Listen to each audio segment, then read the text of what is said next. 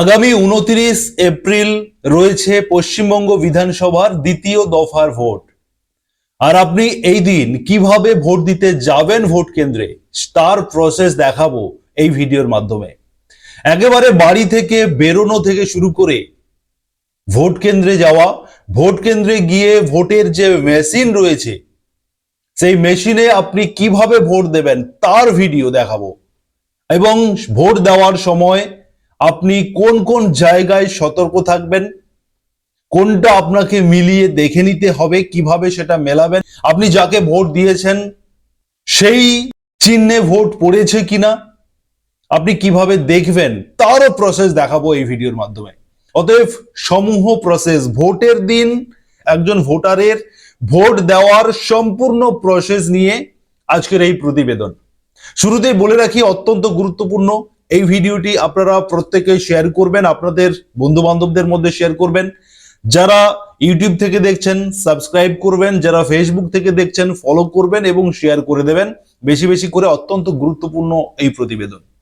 প্রথমে আমি বলে দিই, আপনি যখন বাড়ি থেকে ভোট দিতে বেরোবেন তখন অবশ্যই দুটি ডকুমেন্টস আপনি সঙ্গে নেবেন। এক হচ্ছে ভোটার স্লিপ, যেটা ভিএলও আপনাকে দিয়েছেন, সেটা সঙ্গে নেবেন। অনেকেই আপনারা রাজনৈতিক দলের, বিভিন্ন রাজনৈতিক দলের প্রতীক দেওয়া এই ভোটার স্লিপ অনেকেই দিয়ে যান, আপনারা অনেকেই সেটাকে হাতে করে নিয়ে চলে যান। এটা ভুল করবেন না, তাহলে সবাই বুঝে যাবে যে আপনি কাকে ভোট দিতে চাইছেন। যেই প্রতীক লাগানো ভোটার স্লিপটা নিয়ে আপনি যাবেন, সবাই খুব স্বাভাবিকভাবে বুঝে যাবে যে আপনি একেই ভোট দেবেন। সেই কারণে ভিএলও আপনাকে যে ভোটার স্লিপটা দিয়েছেন আপনি সেই ভোটার স্লিপটি সঙ্গে নেবেন। ভোটার স্লিপের সঙ্গে আপনি ভোটার আইডেন্টিটি কার্ড নেবেন। এই দুটো ডকুমেন্ট আপনি সঙ্গে নেবেন, অরিজিনাল নেবেন, কোনো জেরক্স নয়। যদি আপনার কাছে ভোটার আইডি কার্ড না থাকে সেক্ষেত্রে আপনি আধার কার্ড নিতে পারেন, আপনি প্যান কার্ড নিতে পারেন, আপনি ড্রাইভিং লাইসেন্স নিতে পারেন, আপনি ব্যাংকের পাসবই নিতে পারেন, সেখানে অবশ্যই যেন আপনার ফটো লাগানো থাকে। এরকম করে 12টি ডকুমেন্টের কথা বলা হয়েছে ইলেকশন কমিশন থেকে। আমি 12টির কথা বলছি না, আপনি জব কার্ডও নিতে পারেন। আমি 12টি ডকুমেন্টের কথা বলছি না, আমি মেন যেগুলো আপনাদের প্রত্যেকের কাছে available, Aadhaar card, driving licence, PAN card, job card, ব্যাংকের বই, এগুলো সবার কাছে অ্যাভেলেবল থাকে। সেই কারণে আমি এই কয়েকটির নাম বললাম। এগুলির মধ্যে যে কোনো একটি সঙ্গে নেবেন এবং তার সঙ্গে অবশ্যই ভিএলওর দেওয়া ভোটার স্লিপটি সঙ্গে নেবেন। এই দুটো ডকুমেন্টস আপনি সঙ্গে নিলেন অরিজিনাল, নিয়ে এবারে আপনি ভোট দেওয়ার জন্য আপনার যে ভোট কেন্দ্র রয়েছে সেই দিকে আপনি রওনা দিলেন। এবারে বিষয় হচ্ছে, একটি বিষয় আপনাদেরকে বলে রাখি যে ভোটের 48 ঘন্টা আগে থেকে বাইক নিষিদ্ধ রয়েছে। আমি এখানে একটু ছোট্ট করে বলে নিই, আপনি ভোট দিতে যাওয়ার সময় অবশ্যই আপনি বাইক ব্যবহার করতে পারবেন। বাইক ছাড়া আপনি সাইকেল নিতে পারেন, আমি বাইকের কথাই বলছি। যারা বাইক নিয়ে কনফিউশনে রয়েছেন, ভোট দিতে যাওয়ার সময় অবশ্যই আপনি বাইক সঙ্গে নিতে পারেন। বাইকে করে আপনি আপনার ফ্যামিলিকে বসিয়ে আপনি ভোট দিতে যেতে পারবেন, অসুবিধা নেই। এবারে আপনি আপনার ভোট কেন্দ্রের দিকে রওনা দিচ্ছেন। আপনার ভিএলও, আপনার এলাকার যিনি ভিএলও থাকবেন, তিনি 100 মিটার দূরে, ভোট কেন্দ্র থেকে 100 মিটার দূরে তিনি অবস্থান করবেন। আপনি প্রথমে ভিএলওর সঙ্গে দেখা করবেন এবং ভিএলও আপনার প্রাথমিকভাবে আপনাকে আইডেন্টিফাই করবে যে আপনি সেই বুথের ভোটার কিনা। এটা প্রাথমিকভাবে ভিএলও আপনার সঙ্গে কথা বলবেন এবং ভিএলও আপনাকে নিশ্চয়ই সতর্ক করে দেবেন যে আপনি ভোটার আইডি কার্ড বা কি প্রুফ এনেছেন ভোট দেওয়ার জন্য। সেটা আপনার সাথে ভিএলওর একটু কথাবার্তা হলো। এবারে আপনি ভোট দেওয়ার জন্য আপনি দাঁড়ালেন। ভোট কেন্দ্র রয়েছে, ভোট কেন্দ্রের কাছে গিয়ে দাঁড়ালেন। লাইন যদি থাকে আপনি লাইন মেনটেন করে লাইনে দাঁড়ালেন। এবারে যখন আপনি ভোট দেওয়ার জন্য ভেতরে ঢুকবেন তখন প্রথমে আপনি যাবেন ফার্স্ট পোলিং অফিসারের কাছে। ফার্স্ট পোলিং অফিসার প্রথমে আপনার কাছ থেকে ভোটার স্লিপটি নেবেন এবং আপনি কি ডকুমেন্ট এনেছেন ভোট দেওয়ার জন্য সেটা তিনি দেখবেন। অতএব আপনি যে দুটোর কথা বলেছি, ভোটার স্লিপ এবং সঙ্গে ভোটার আইডি কার্ড অথবা আধার কার্ড অথবা প্যান কার্ড অথবা ড্রাইভিং লাইসেন্স অথবা ব্যাংকের বই, যেটা আপনি সঙ্গে এনেছেন, আপনি প্রথম পোলিং অফিসারকে সেটা দিলেন।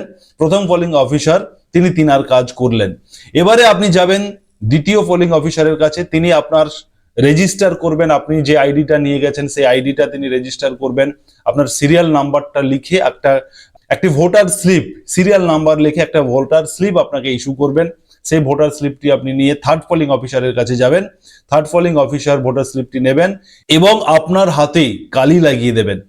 এরপরে আপনার যে কাজ, সব থেকে গুরুত্বপূর্ণ যে পয়েন্ট, সেটা হচ্ছে এবারে আপনি ভোট কক্ষে যাবেন। আমি পাশে স্ক্রিনে আপনাদেরকে দেখাচ্ছি, ভোট কক্ষে যাবেন, যেখানে আপনি মূলত যে চিহ্নে ভোট দিতে চাইছেন সেখানে একটি ভোটিং মেশিন থাকবে, যেখানে পুরো সিরিয়ালি করা যে সমস্ত প্রতীকগুলো থাকছে ভোটের, সে প্রতীকগুলোর ছবি এবং সঙ্গে আপনি যাকে ভোট দিতে চাইবেন তার নাম লেখা থাকবে, মানে প্রার্থীর নাম লেখা থাকবে। এবারে যেটা আপনাকে করতে হবে, ওই ভোটিং কম্পার্টমেন্ট যেটা আপনার সামনে, মানে যেটা ভেতরে গিয়ে আপনি ভোটটা দিচ্ছেন, ঘিরে দেওয়া রয়েছে। এবারে ধরুন আপনি এ নামক কোনো একটি চিহ্নে ভোট দিতে চাইছেন। এবারে যখন আপনি এ বাটনটা প্রেস করবেন, সঙ্গে সঙ্গে আপনি তাকাবেন ভিভিপ্যাডের দিকে।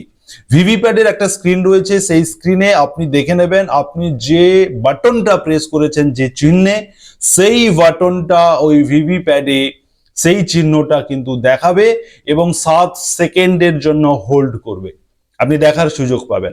অতএব আপনি সচেতন থাকবেন যে আপনি কোন বাটনে প্রেস করেছেন। অনেক সময় অনেকে কি করে, অনেক ভোটার জানে না, ভয়ে হয়তো অন্য জায়গায় প্রেস করে দিয়ে তিনি দেখছেন যে তিনি যাকে ভোট দিয়েছেন তার যে প্রতীক বা চিহ্ন সেটা আসছে কিনা। তিনি তো নার্ভাস হয়ে ভয়ে অন্য জায়গায় অন্য বাটন হয়তো চেপে দিয়েছেন, দিয়ে এবারে ভিভিপ্যাটের দিকে তাকিয়ে আছেন যে আমি তো যাকে ভোট দিয়েছি তার ছবি তো এলো না। এমন কিন্তু ঘটনা ঘটে। সেই কারণে আপনারা মাথা ঠান্ডা রেখে সতর্কভাবে যে বাটনটা প্রেস করবেন আপনি ভালো করে দেখে নেবেন যে সেই সোজা আপনি যে প্রতীকে ভোট দিতে চাইছেন সে প্রতীকটা রয়েছে কিনা, সেই বাটন প্রেস করবেন।